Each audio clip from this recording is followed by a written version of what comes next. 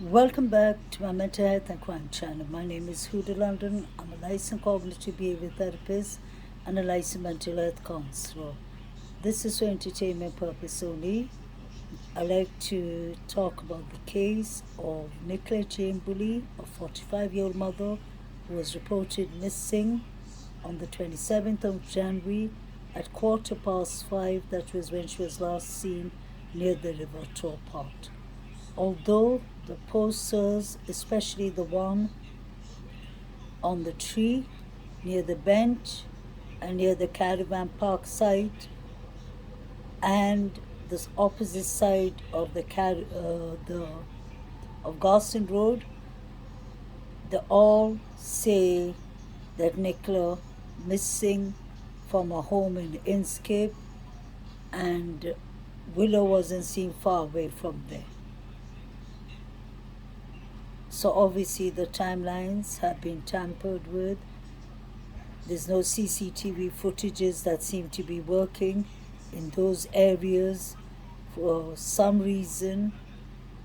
We were only told that the CCTV camera on Garston Road partly wasn't working, but it seems like the further we go and the deeper we go into this case, and the more we discover different news clips, like the ITV news clip that I showed you, where clearly the reporter says that the caravan park cameras were not working that day. And she said if they were working that day, the cameras would have been able to see the whole field, and obviously towards the bench area. We've seen from Curtis's clip yesterday that there's another access to the bench, and that is important too. But that the cameras were not working is extremely important, I believe, because it seems like the cameras were tampered with, allegedly. It has to be someone from the area who knows the place well, maybe another dog walker.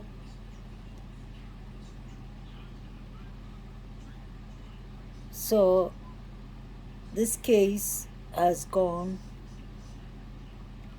in such a horrible manner that although Nicola is found and buried, and we are trying to find the truth of what exactly happened to Nicola Bulley, some people have taken it out to the ways for views and clicks and subscribers. They have been releasing Nicola Bulley's personal medical records, which is, I'm surprised that nobody has put in a complaint yet, because that is one of the most illegal things to do and shocking, disgusting things to do, because we don't even have any proof that it's legit. And then we have Curtis Media recording a deceased person, his body, which is the worst of the worst you can get to. And then now going and sitting near the grave of the person that he recorded their body. People are still not understanding the whole picture. Just think of it as a whole, and then you'll understand. And when you understand it, imagine how the family of Nicola Bulley is healing. Imagine how the community is healing, because not everyone in the community is involved. If there was any third party involvement, and that even we don't have evidence of. If you go, I'm from London, I could have easily gone to Lancashire. Why didn't I go? Because it's number one, the boundaries, that I'm not a detective. This case doesn't belong to me. The police are the ones who are trained for these cases. And an inquest is being done, thank God, with us, the public, is voice. And we intend to get Nicola Bulley justice and a story heard.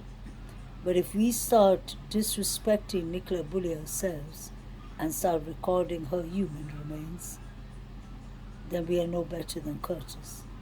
If we start releasing Nicola's medical journals, whether they're the truth or false, then that's our bad too. Just because a creator is bringing us nice content or defying the police, that doesn't mean that we are going to forget what is ethically right. And that is not to be following a person who's actually clearly recording the neighbors. We saw that nobody's blind. It was Curtis who recorded the neighbor's camera first. And that man just looked like he wanted trouble.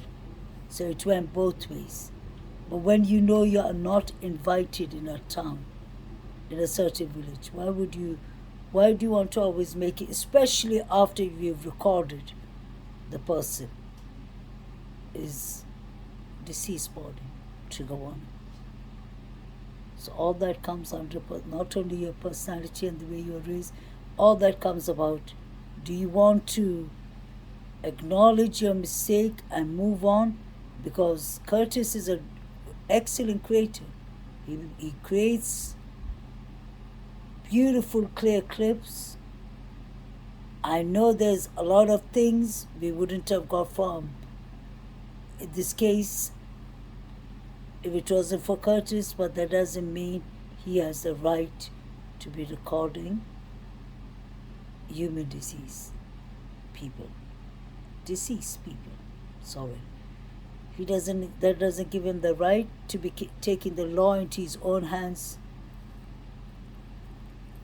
Nobody is above the law.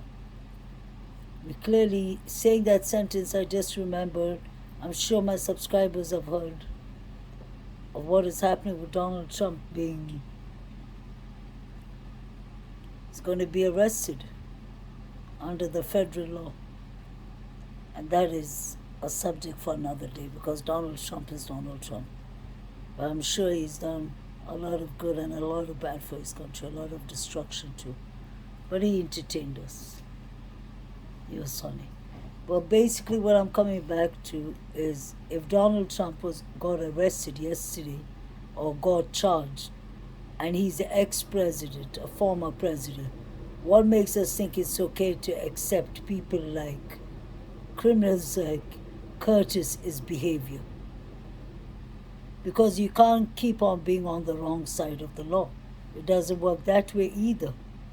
So I would never go around promoting him or agreeing to any of the context he makes. It's all right if he makes context about other stuff like that are minor, but I don't think he should personally be involved in any alleged murder case, crime cases, missing cases, because honestly I don't think Curtis is to be trusted.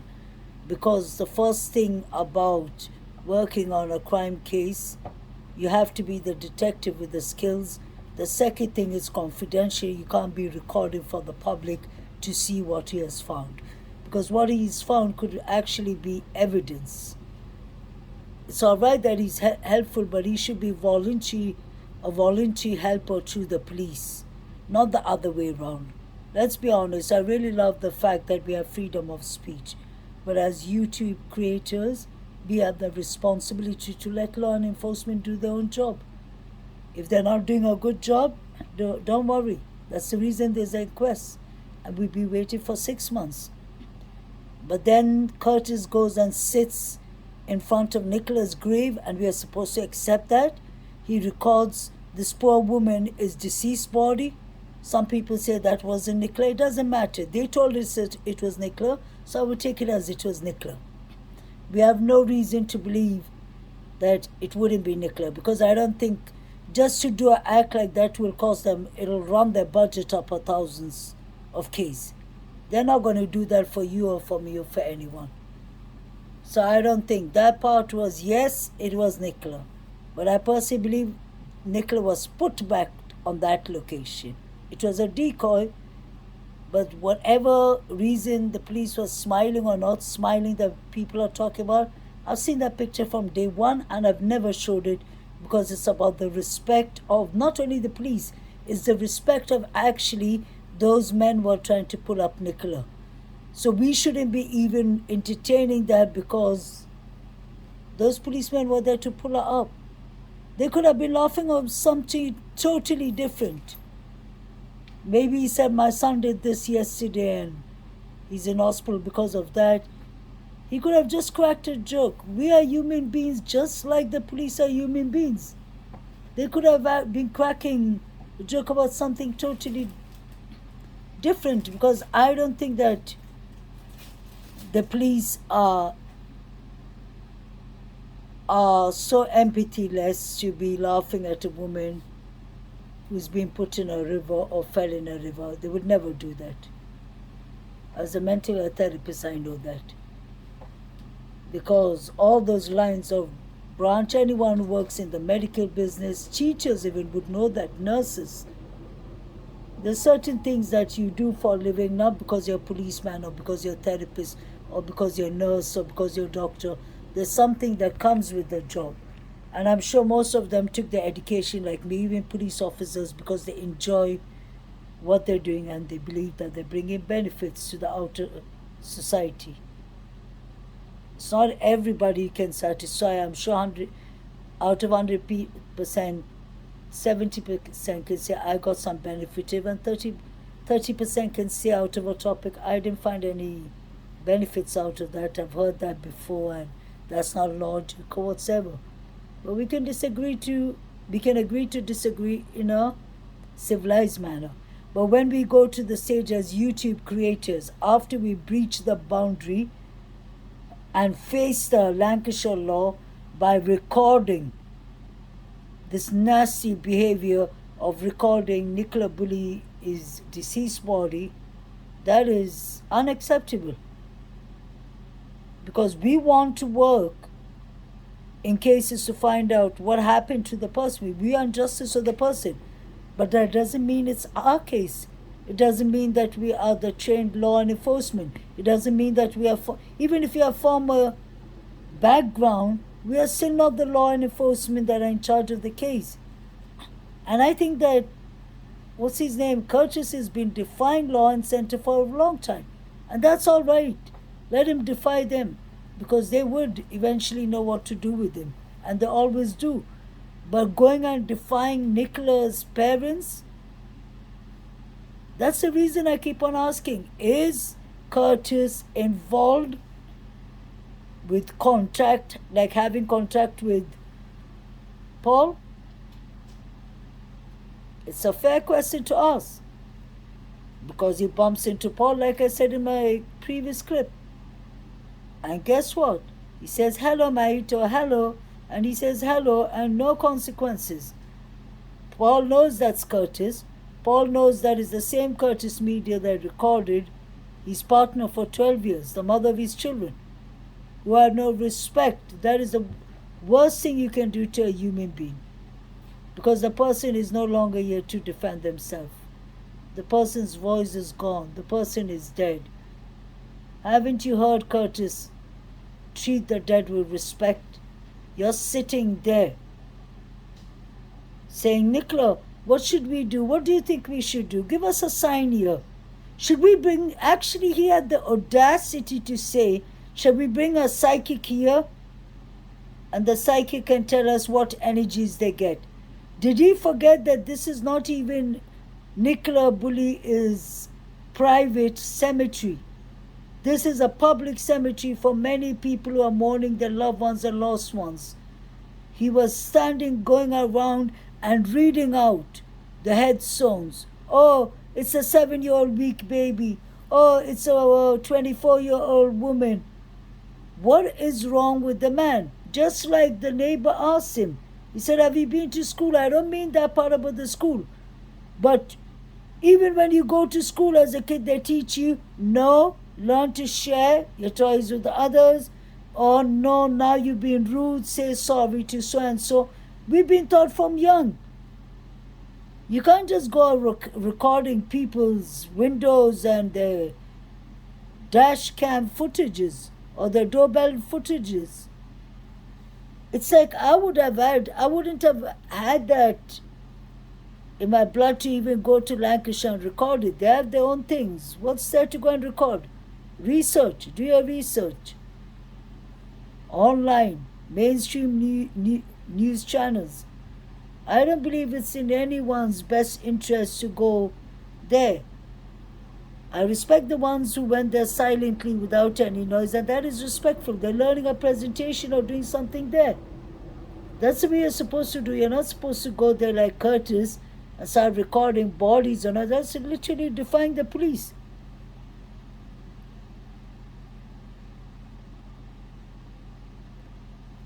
I hope Nicola Bulley gets her justice, and I hope that people stop sharing our medical records and discussing it, and that is all due to Penny Bunny bringing it up. I think that both of them are as bad as each other. One want to breach the medical rights of a human being, which you're not supposed to do, which is a total no-no. And then the other one is going and recording Nicola's deceased body. The other one is going and sitting and trying to get subscribers and views by sitting in a bench 3-4 steps from Nicola's deceased body. No wonder the guy came out and asking him all those rude questions and passing all those rude questions. You all may think it's rude, but I think he had every right to.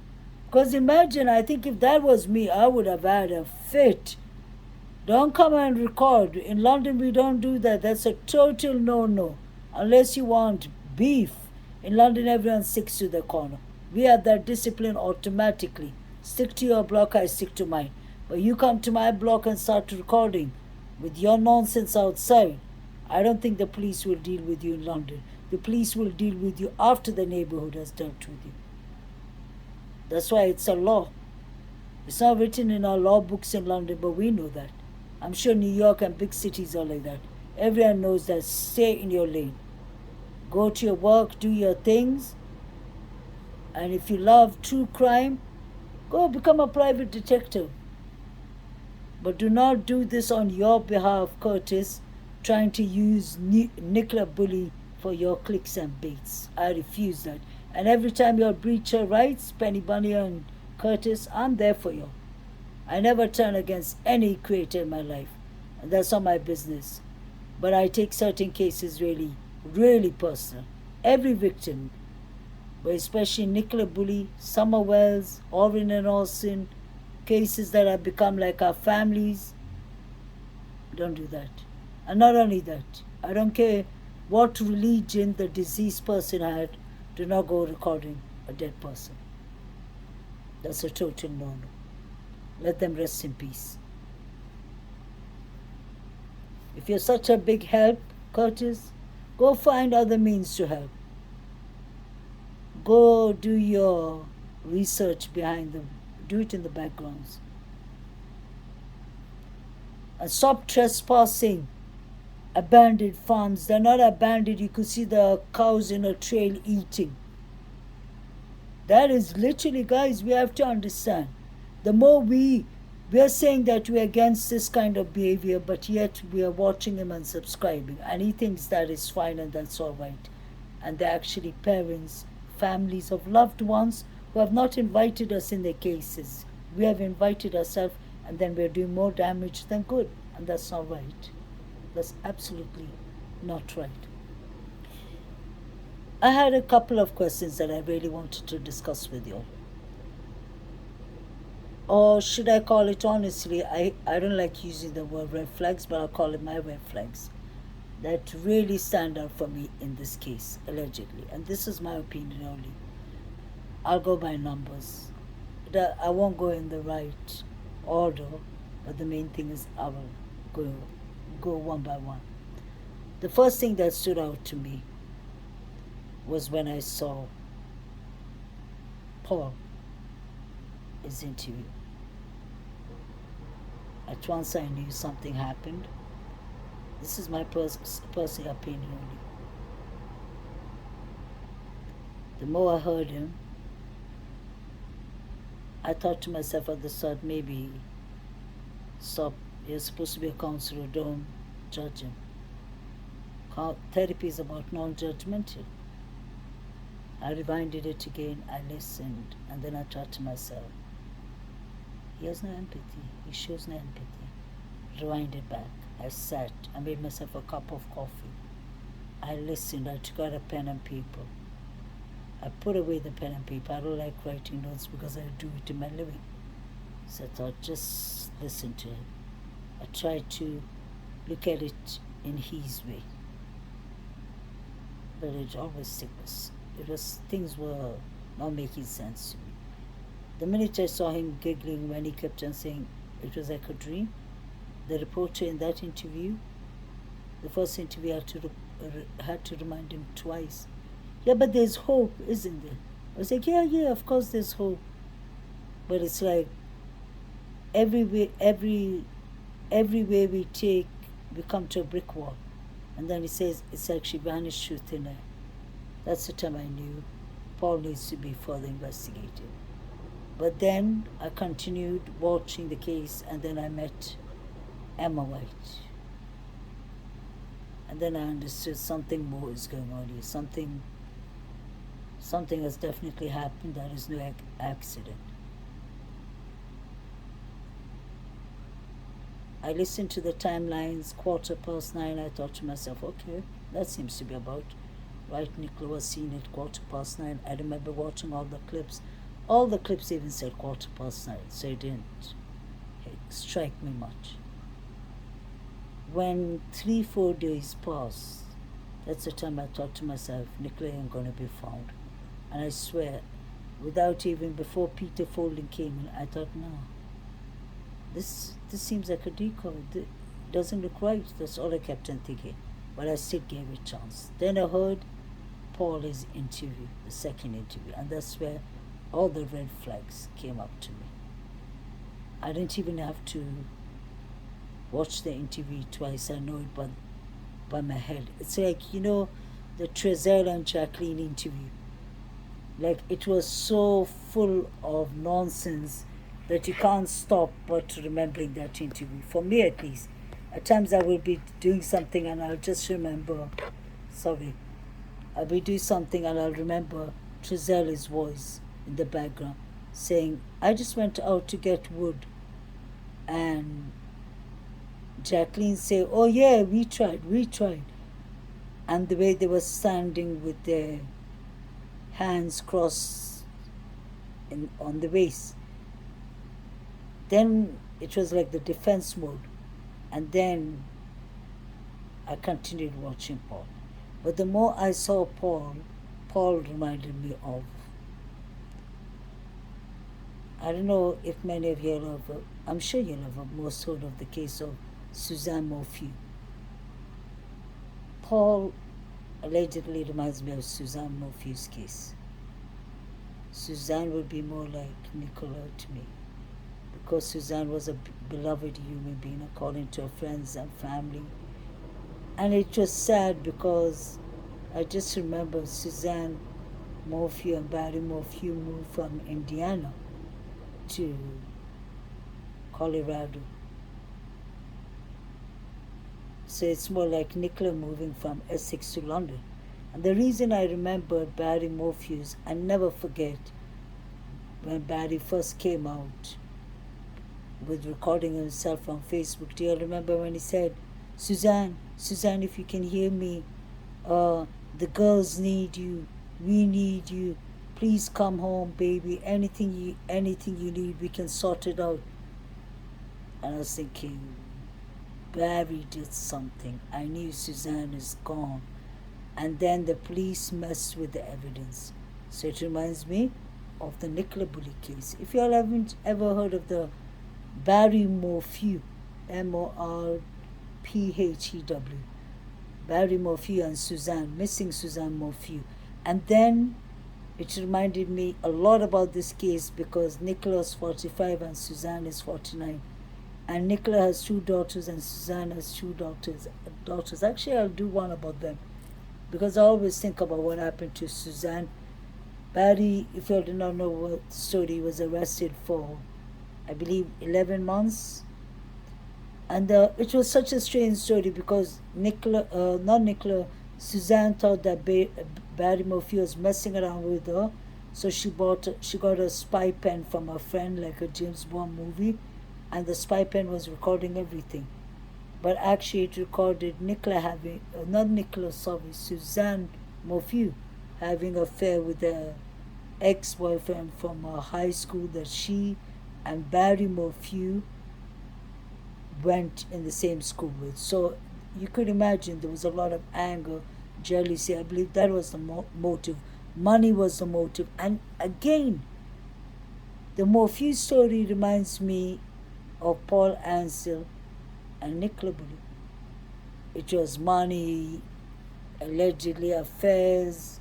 It was a lot of DV. You all know DV, domestic V. A lot of that was going on in poor Suzanne Murphy's life. But you know what? Barry Murphy made sure he isolated her from her friends, from the world. And sometimes I wonder, was that what actually Nicola Bulley was facing? Was she faced to maybe give up? You have to think psychologically. Was she maybe facing playing the role of the family, which was the provider of the family? She was the one who was keeping everything stable. Like he himself, Paul said that she was the pillar of the family. She was the one with the strength and all. So could it be possible that Nicola was already getting tired of this life and she decided, that's it, I'm leaving. I'm done with him. She must have gone to therapy. She must have spoken to a therapist. And even if Nicola had mental health illness, this has nothing to do with that. Because people who have mental health illness do not suffer 24/7 they don't have that symptoms 24/7. If they feel depressed and low, they have it, but they don't have it 24/7. There are times they sit and socialize with the family and do things.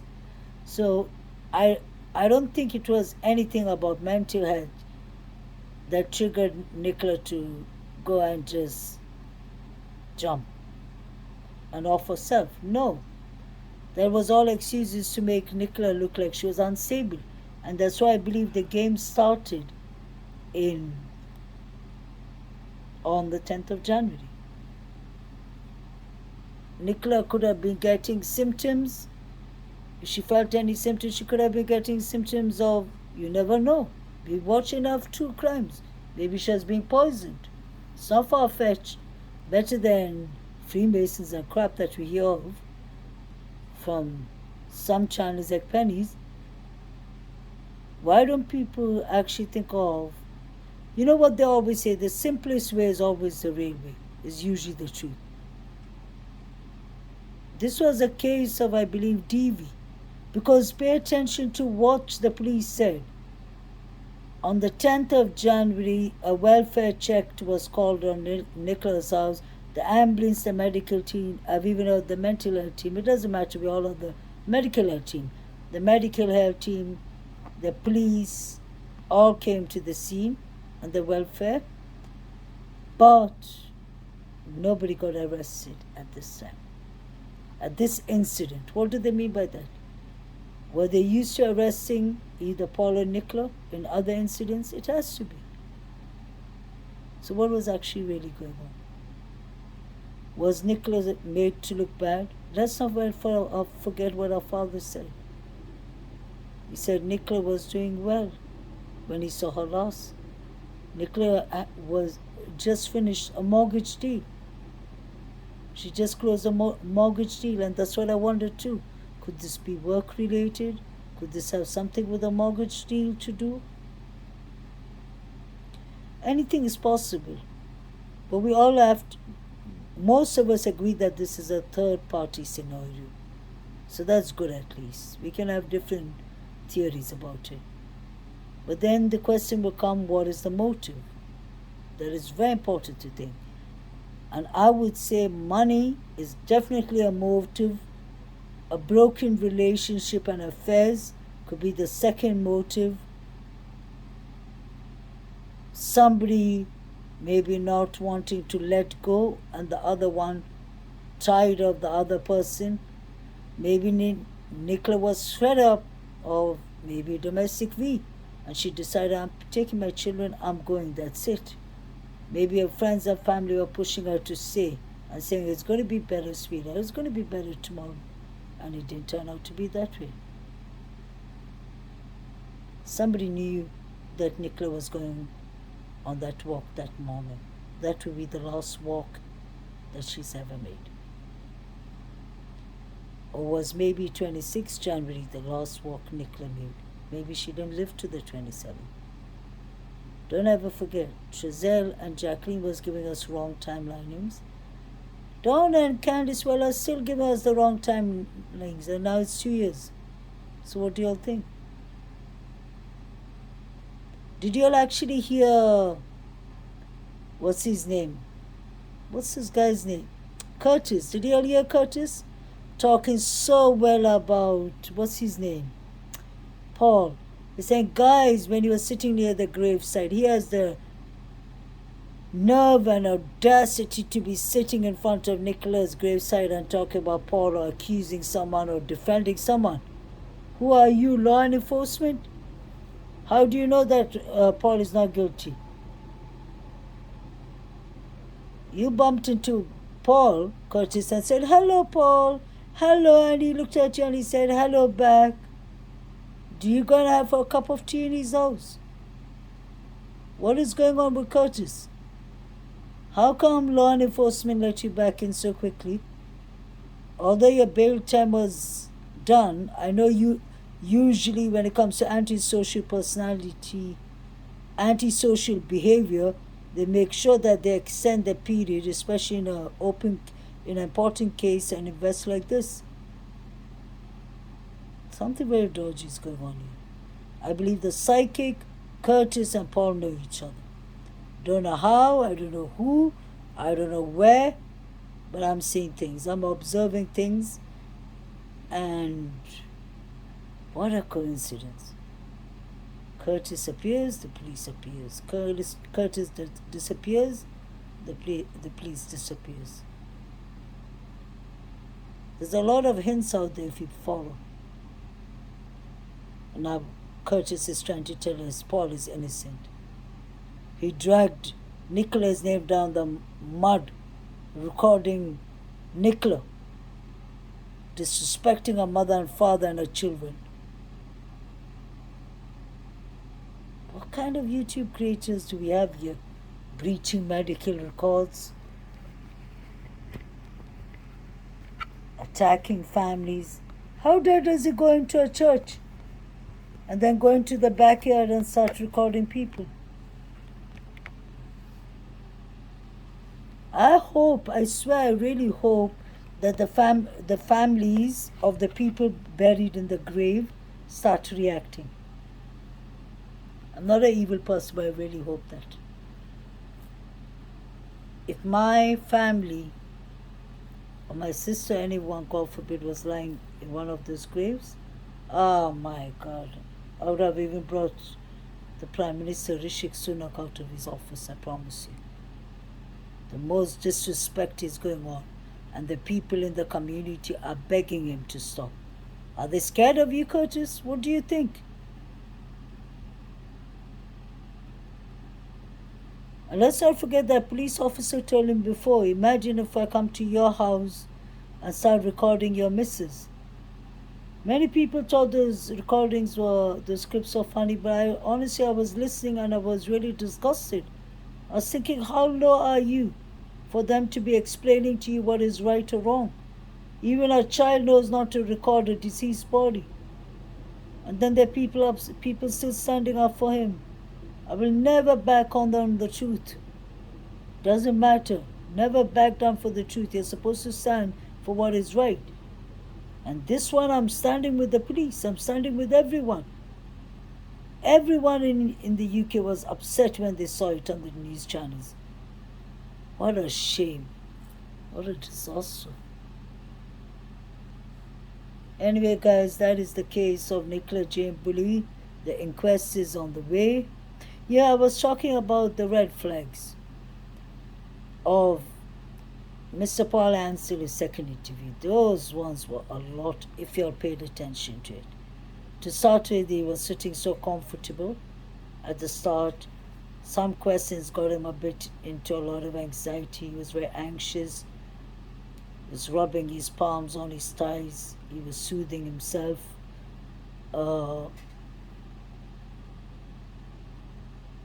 He looked like he was sweating. He had a lot of scars underneath his eyes. It wasn't insomnia scars and all. You know, when you haven't slept 1 or 2 nights properly, it happens to me.